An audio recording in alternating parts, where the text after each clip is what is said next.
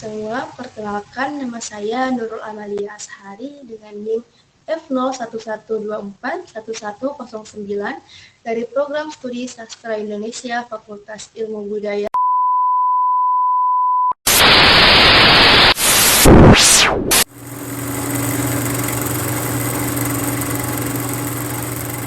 Assalamualaikum warahmatullahi wabarakatuh. Salam sejahtera bagi kita semua. Shalom, Om Swastiastu, Namo Buddhaya, dan salam kebajikan. Bagi rekan-rekan pendidik bahasa yang sama-sama berbahagia, marilah kita panjatkan puji syukur kehadirat Allah Subhanahu wa Ta'ala, Tuhan yang Maha Esa, karena atas rahmat dan karunia-Nya, semoga di kesempatan ini menjadi ajang yang produktif dan penuh makna dalam meningkatkan minat belajar Indonesia di kalangan penutur asing.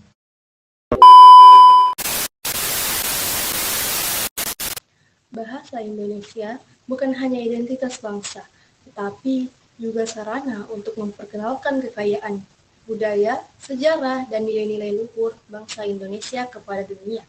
Perkembangan zaman dan globalisasi telah membuka peluang besar bagi bahasa kita untuk lebih dikenal di kancah internasional. Pada kesempatan ini, saya akan menyampaikan pidato tentang peningkatan minat belajar bahasa Indonesia di kalangan penutur asing, sebuah topik yang sangat relevan untuk kita renungkan dan diskusikan bersama. Sebagai bahasa resmi negara Indonesia, bahasa Indonesia telah berkembang pesat sejak diresmikan pada Sumpah Pemuda tahun 1928.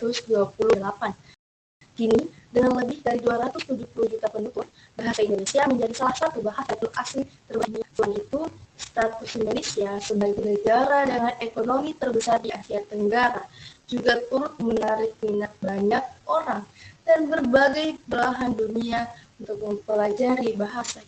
Namun, minat untuk mempelajari bahasa Indonesia di kalangan penutur asing tidak hanya didorong oleh faktor ekonomi, faktor-faktor budaya, pariwisata, dan diplomasi juga berperan penting.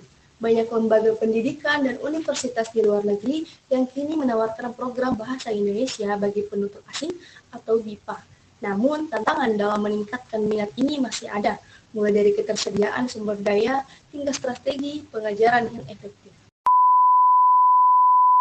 Berdasarkan data dari Kementerian Pendidikan dan Kebudayaan, jumlah penutur asing yang mengikuti program BIPA telah meningkat pesat selama 1 dekade terakhir. Pada tahun 2020, terdapat lebih dari 72.000 peserta dari 45 negara yang mendaftar dalam program BIPA. Meningkat signifikan dari tahun-tahun sebelumnya ini, menunjukkan adanya ketertarikan yang kuat terhadap bahasa Indonesia di kalangan internasional. Beberapa negara seperti Australia, Jepang, dan Korea Selatan adalah paling banyak mengirimkan peserta. Menunjukkan bahwa ada beberapa tantangan yang kita hadapi.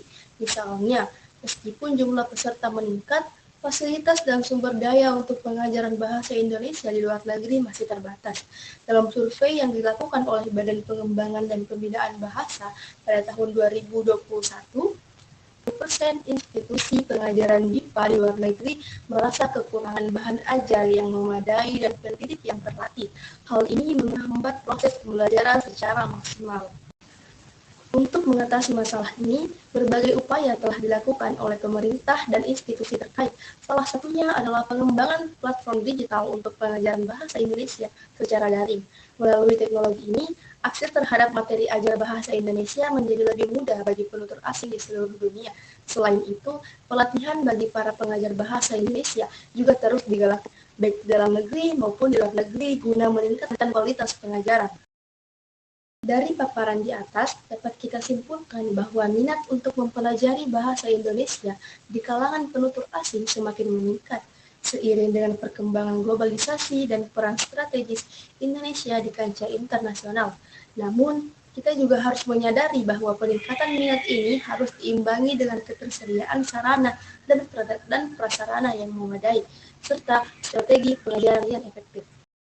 Untuk itu, diperlukan kerjasama dari berbagai pihak, baik pemerintah, lembaga pendidikan, maupun masyarakat, untuk terus mengembangkan dan mempromosikan bahasa Indonesia ke seluruh dunia.